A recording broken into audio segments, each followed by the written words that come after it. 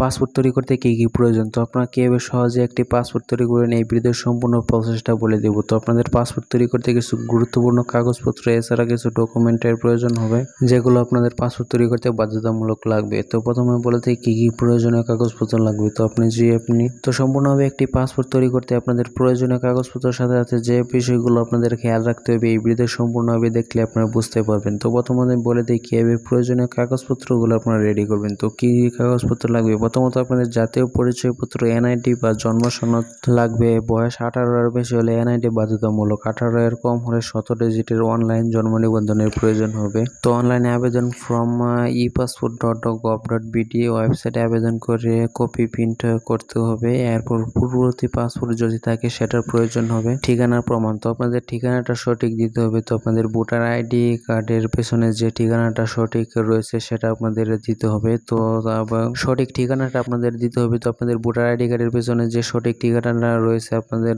গ্রামের সকল অ্যাড্রেস সহ সেই ঠিকানাটা আপনাদের বাধ্যতামূলক দিতে হবে। এবং বিবাহ বা ডিভোর্স সার্টিফিকেট দিতে হবে। বিবাহিত হলে বিবাহ নিবন্ধন সনদ, ডিভোর্স হলে ডিভোর্স সনদ দিতে হবে। চাকরিজীবীদের জন্য তো গভর্নমেন্ট জবের ক্ষেত্রে চাকরি সনদ জমা দিতে হবে। শিশুদের জন্য অভিভাবকের কাগজপত্র জমা দিতে হবে। এছাড়া আবেদন ফি, প্লেসিপ, চালান কপি সঙ্গে রাখতে হবে। আবেদন জমা দেওয়ার সময় বায়োমেট্রিক ছবি, ফিঙ্গারপ্রিন্ট, স্বাক্ষর দেওয়া বাধ্যতামূলক। ফ্রি এবং ব্যাংক পেমেন্ট, তো পাসপোর্টের জন্য প্রথমত রয়েছে 5 বছরের জন্য 4025 টাকা খরচ হয় এবং 10 বছরের জন্য 5750 টাকা খরচ হয়। তো আপনারা নতুন আবেদন বা পাসপোর্ট বাতিলের ক্ষেত্রে 3000 টাকা এবং এক্সপ্রেসের জন্য 6000 টাকা দিতে হবে। তো এছাড়া পাসপোর্ট 2 ধরনের রয়েছে, একটা রয়েছে 48 পেজের এবং একটা রয়েছে 64 পেজের। তো আপনি যদি বেশি ভ্রমণ করেন তাহলে বেশি দেশে ভ্রমণ করতে পারবেন 64 দেশের জন্য। এছাড়া নর্মালি 48 পেজেরটি চলে বাংলাদেশে যে কোনো কাজে। সর্বশেষ আপনাদেরকে বায়োমেট্রিক এবং